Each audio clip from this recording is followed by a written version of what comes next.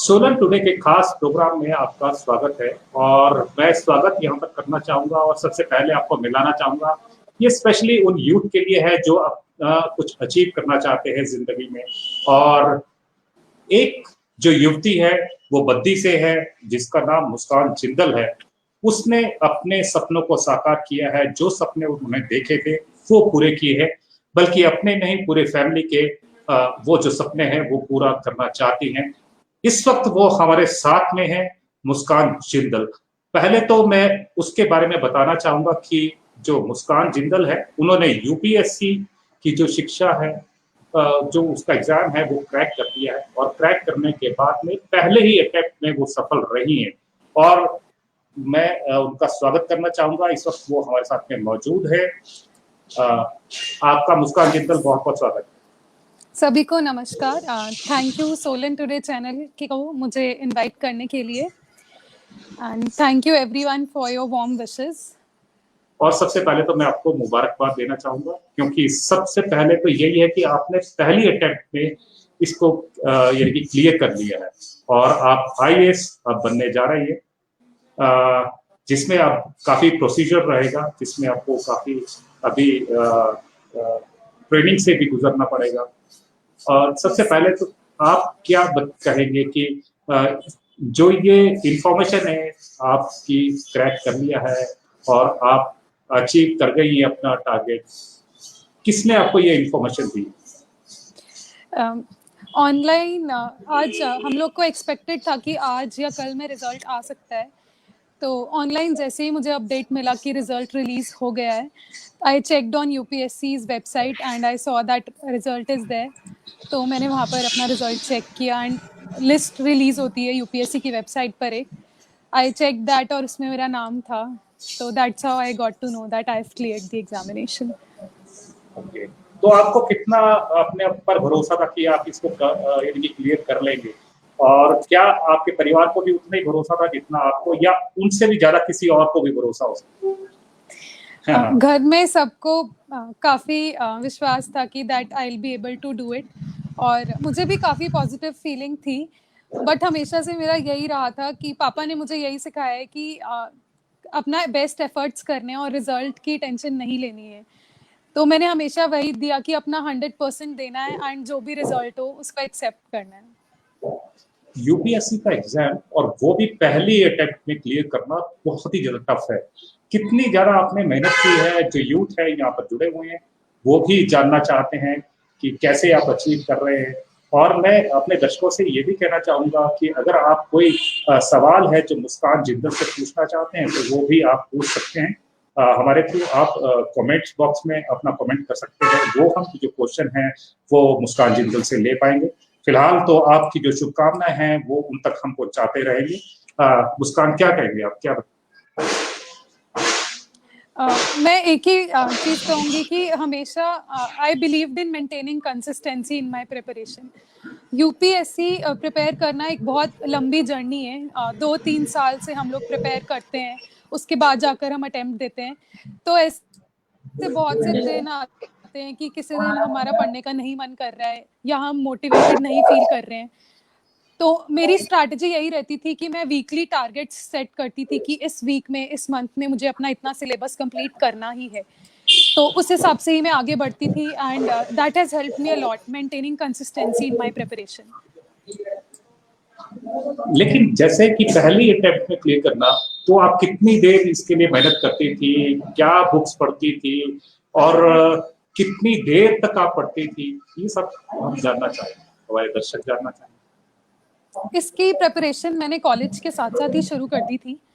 College सुबह दिन में कॉलेज अटेंड करने के बाद उसके बाद अराउंड 5 to 6 आवर्स मैंने कॉलेज के साथ साथ दिए हैं यूपीएससी की स्टडी के लिए।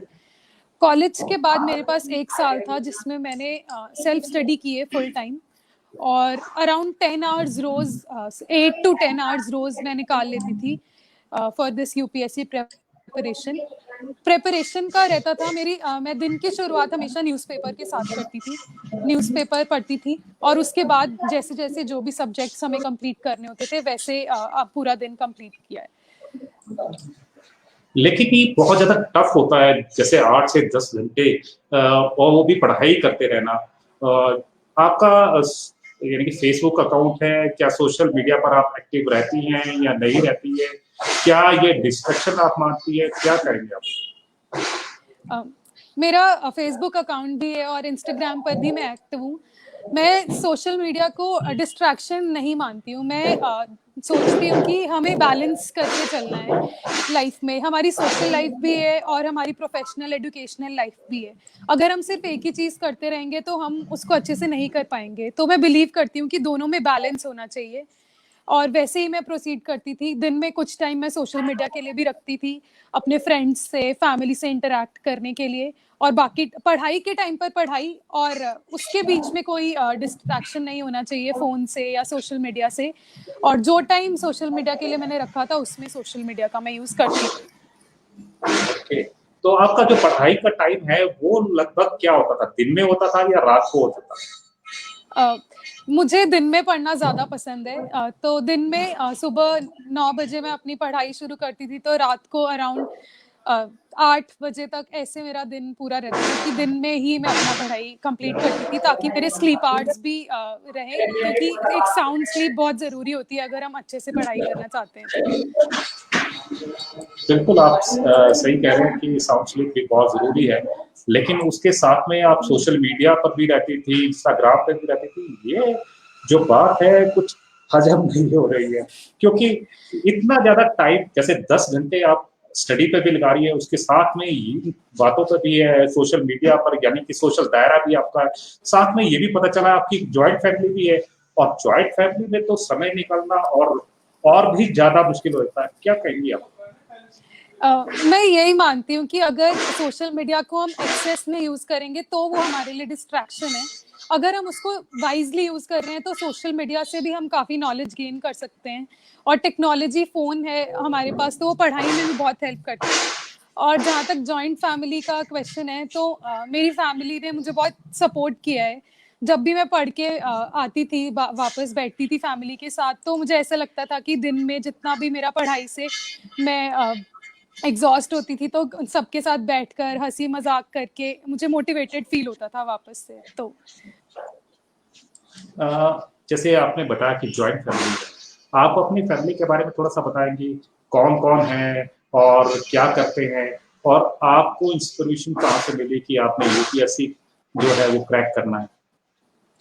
हम लोग जॉइंट फैमिली है मेरी। हम लोग 17 मेंबर्स हैं मेरी फैमिली में। मेरे दादाजी हैं, दादी जी हैं, और मेरे पापा सबसे बड़े हैं, और 2 भाई हैं उनके, मतलब 2 चाचू हैं मेरे। तो हम सब एक ही घर में रहते हैं। और बिजनेस फैमिली है मेरी। पापा का बिजनेस है हार्डवेयर और कंस्ट्रक्शन मटेरियल्स का, यहीं बद्दी में ही। और पापा ने ही मुझे बचपन से इंस्पायर किया। उन्होंने बचपन से दिमाग में डाल दी थी एक बात कि आपको इसी लाइन पे चलना है, तो मैंने उसको अपना फोकस बना लिया था और हमेशा से बस उसी के लिए मेहनत की है कि यही मेरा गोल है, और हमेशा उसकी तरफ ही फोकस्ड रहेगा। आपने जो आईएएस जो बने हैं रिसेंटली, जो बने हैं, क्या उनको भी स्टडी किया कि वो क्या करते थे, कैसे नहीं करते थे, या कौन आपका आइडियल रहा है? मैंने बहुत जो सीनियर्स हैं हमारे, जो आईएएस बन चुके हैं, जिन्होंने ऑलरेडी अचीव कर लिया है, टॉपर स्ट्रैटेजी मैंने पढ़ी काफ़ी सारे सीनियर आईएएस ऑफिसर्स की। तो यही रहता था कि सबका पढ़ो, बट मैं ये बिलीव करती हूँ कि हमें वही करना चाहिए जो हमारे लिए काम करता है। हम सबकी अपनी स्ट्रैटेजी होती है कि अगर किसी के लिए कोई चीज़ काम कर रही है, ज़रूरी नहीं है वो चीज़ मेरे लिए भी काम करेगी। तो मेरा यही रहता था कि मुझे वही करना है जो जिसमें मैं अपने बेस्ट एफर्ट्स दे पाऊँ। जैसे आपने अपने चाचू के बारे में बताया, हाँ अपने जी। फादर के बारे में बताया, हाँ जी। कोई रोल मॉडल है आपकी लाइफ में कि आप किसी तरह से बनना चाहते हैं या उस तरह से काम करना चाहते हैं? आप आईएएस बने हैं, तो आईएएस बनने के बाद में आप क्या टारगेट ले रही है कि क्या चीज़ आपने करनी है? जैसे स्टार्टिंग में यही होता है कि जब भी कोई नया व्यक्ति आईएएस बनता है या महिला बनती है या पुरुष बनता है, तो वो यही कहता है कि मैं जादू की छड़ी लाऊँगा और इंडिया को मैं बदल दूँगा। तो एक बदलने का नज़रिया भी होता है। लेकिन आप किस फील्ड में जाना चाहती हैं? क्या चीज़ करना चाहती हैं? ताकि आप आईएएस को सार्थक कर सकें? मेरी लाइफ में मेरे रोल मॉडल मेरे दादाजी रहे हैं, मेरे ग्रैंडफादर। उन्होंने बहुत सारी चीज़ें सिखाई हैं, छोटी से छोटी चीज़ उनसे सीखी है। और आईएएस बनने के बाद मेरी यही कोशिश रहेगी कि समाज के हर वर्ग की मदद कर सकूं मैं। कोई भी सेक्शन ऑफ सोसाइटी है, अगर उनको ज़रूरत है तो वो एडमिनिस्ट्रेशन से बेझिझक आकर मदद मांग सकें और हम कर सकें, यही मेरी कोशिश रहेगी। जैसे मैं आपको मुस्कान आपको बताना चाहूँगा कि जो 23 इयर्स में जो टॉपर रही हैं और वो हाँ जी। आईएएस उन्होंने क्लियर किया था, रितिका जिंदल, वो भी जिंदल ही थी। क्या कहीं हाँ ऐसा जी। तो नहीं कि जिंदल कम्युनिटी पूरा रूल आउट करने का एक डिसीजन ले लिया है? ऐसा तो नहीं है, बट हाँ मैं जानती हूँ रितिका जिंदल मैम के बारे में। उन्होंने भी क्लियर किया था very young age. I think it's great कि girls are coming forward and more girls are clearing this examination. समाज में यानी कि किस तरह से आप बदलाव लाना चाहती हैं, किस तरह का बदलाव आप देखना चाहती हैं कि इस तरह का बदलाव हो? क्योंकि जो रितिका मैम से जब हमारी बात हुई थी तो उन्होंने कहा था कि वो महिलाओं के लिए, बच्चों के लिए स्पेशली करना चाहते हैं, शिक्षा के लिए वो करना चाहते हैं। आपने भी कोई फील्ड ऐसे स्पेसिफाई की है कि हाँ उस फील्ड में मैंने ज्यादा काम करना है? मैंने यही सोचा है कि हर कोई भी ज़रूरतमंद है, हर सेक्शन ऑफ सोसाइटी, सब लोग की मदद करने के लिए मेरा ये रहेगा कि मैं सबकी मदद कर पाऊँ। और यही है कि एडमिनिस्ट्रेशन को लोग बहुत अप्रोच नहीं कर पाते हैं, सोचते हैं कि क्या पता काम हो या नहीं हो। हम जनरल पब्लिक भी हम ऐसे सोचते हैं कि गवर्नमेंट के काम में हम करवा पाएंगे या नहीं, तो वो डर खत्म हो जाना चाहिए पब्लिक में से टुवर्ड्स एडमिनिस्ट्रेशन। ये ऐसा मेरा मानना है। आप यानी कौन सी स्टेट के लिए काम करना चाहते हैं? वैसे तो ये उनके ऊपर डिपेंड रहेगा कि कहाँ पर आपको भेजते हैं, कौन से कैडर में भेजते हैं। लेकिन आप यानी कि स्पेशली कोई ऐसा स्टेट है जिसमें आप काम करना चाहते हैं? हम लोग से हमारी कैडर प्रेफरेंसेस पूछे जाते हैं जब हम लोग फॉर्म भरते हैं, तो मेरा फर्स्ट प्रेफरेंस हिमाचल प्रदेश ही है। अभी मुझे वो मिलेगा या नहीं वो अभी बाद में पता लगेगा, बट फर्स्ट प्रेफरेंस मेरा हिमाचल प्रदेश, जो मेरी होम स्टेट है, वही है। ऐसा क्यों है? क्यों आप यहाँ पे? मैं हिमाचल में ही पैदा हुई हूँ, यहीं पर बड़ी हुई हूँ, एजुकेशन वगैरह सब यहीं से है, तो I feel more connected towards it. बस यही बेसिक रीजन है। जब आपको यानी पता चला कि आपने क्रैक कर लिया है और उसके बाद में सब अभी तक सबसे अच्छी जो विशेष है वो आपको किसकी लगी? फैमिली मेंबर्स की, सबकी। सब मेरे साथ ही थे जब मैंने रिजल्ट देखा, तो ये बहुत इमोशनल मोमेंट हो गया था मेरे लिए, तो काफी अच्छा मोमेंट भी था। और सबसे ज्यादा खुशी किसको? फैमिली सब बहुत खुश हैं। ऐसे डिफाइन करना थोड़ा मुश्किल हो जाएगा कि कौन सबसे ज्यादा खुश है। आई थिंक सभी बहुत खुश हैं घर में। आप अपने फ्रेंड सर्कल के बारे में थोड़ा सा बताएं कि जैसे आप स्टडी करते थे तो क्या आप उनके साथ में मिलकर स्टडी करते थे या कैसे करते थे? क्या वो हेल्प करते थे आपको या आप उनकी हेल्प करते हैं?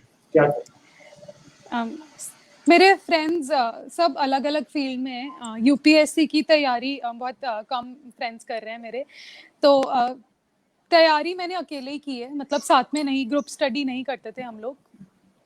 बट मेरे फ्रेंड्स ने हेल्प किया है जितना भी रहता था, जो भी जिस भी फील्ड में अगर मुझे लगता था कि मुझे हेल्प कर सकते हैं, सब लोग ने मेरी हेल्प की है। स्कूल टाइम से ही मेरे जो फ्रेंड्स रहे हैं सब ने हेल्प की है।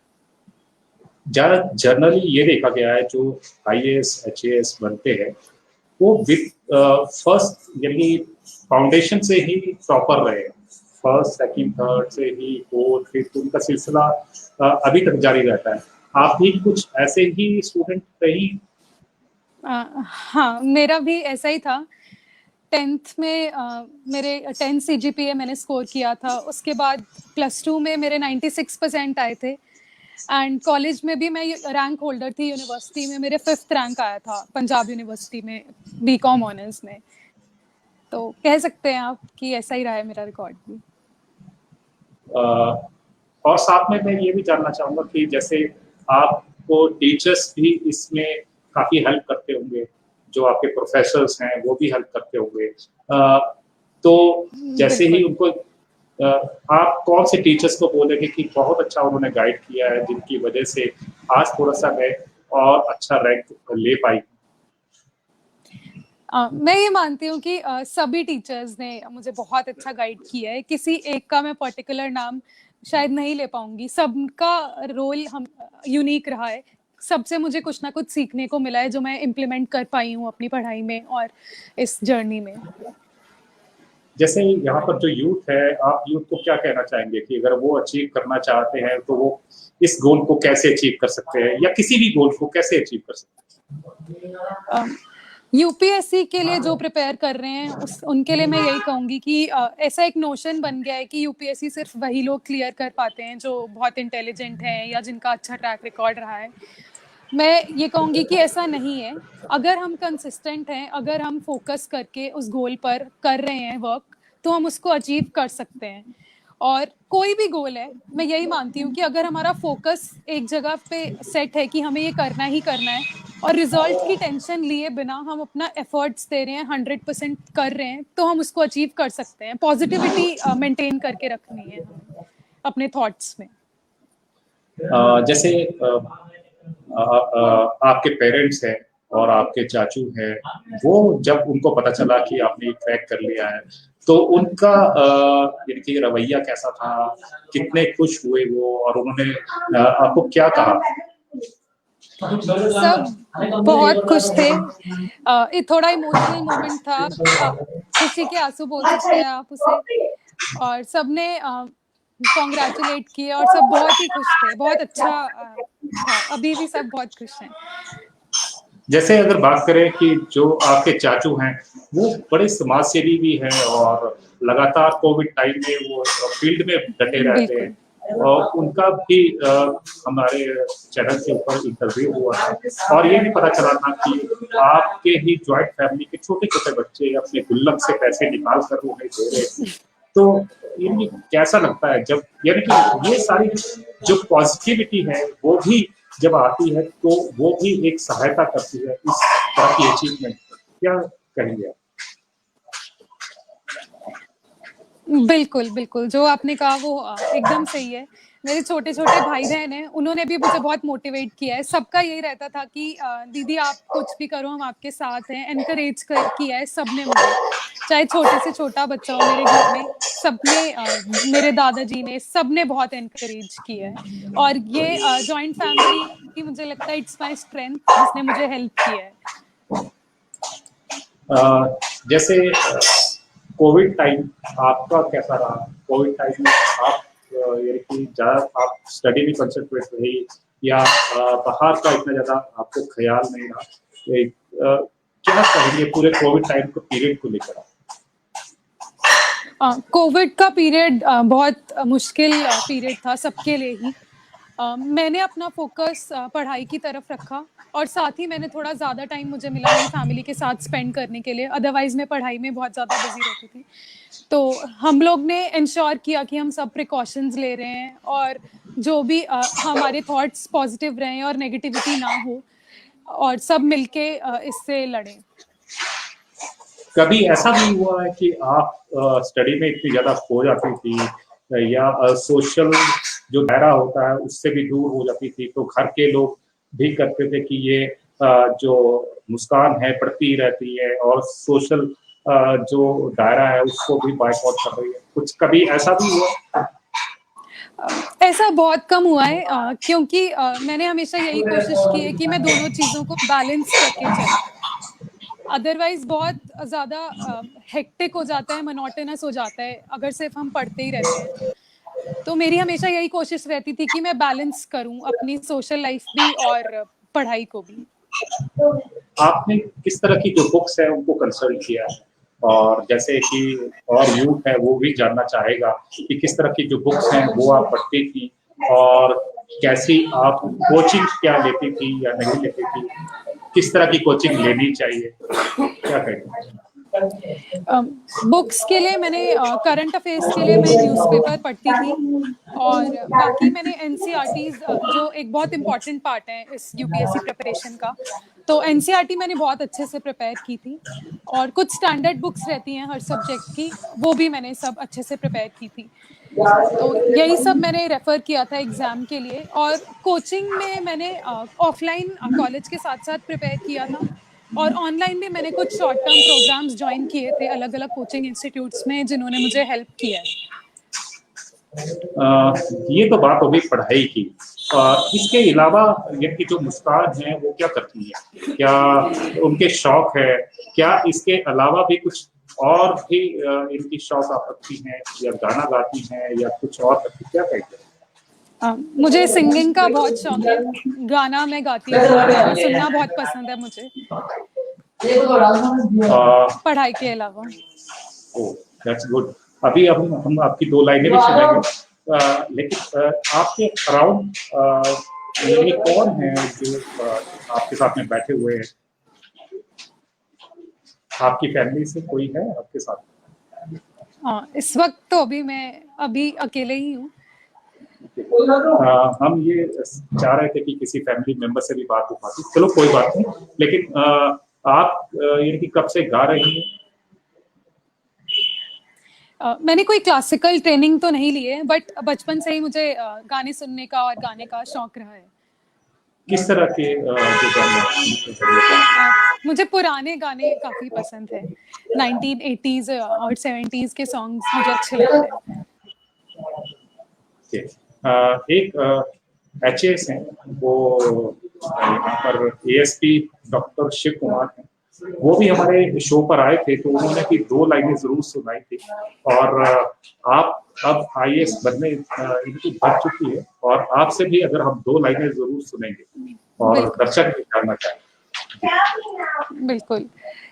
एक सॉन्ग है रुक जाना नहीं किशोर कुमार जी का, उसकी मैं दो लाइन गाऊंगी।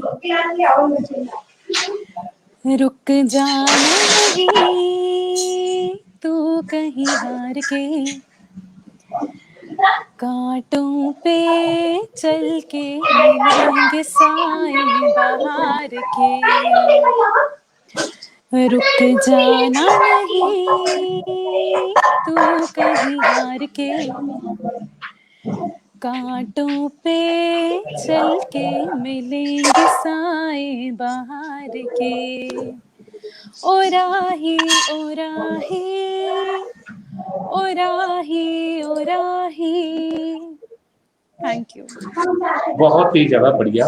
और जैसे कि आपकी सोच है, और जैसे कि आपने अपने दिल में ठाना है कि कभी रुकना नहीं है और चलते जाना है, और चलते चलते आपने अचीवमेंट भी हासिल करनी है, ये बहुत अच्छा मैसेज है जो आप दे रही हैं। और मैं चाहूंगा कि इसी तरह से जो भी यूथ आपको सुन रहा है वो आपकी बातों को सुने और अमल करे, ताकि वो भी अपने लाइफ में कुछ अचीव कर सके, क्योंकि बहुत सारी अचीवमेंट अभी आपने और अचीव करनी है।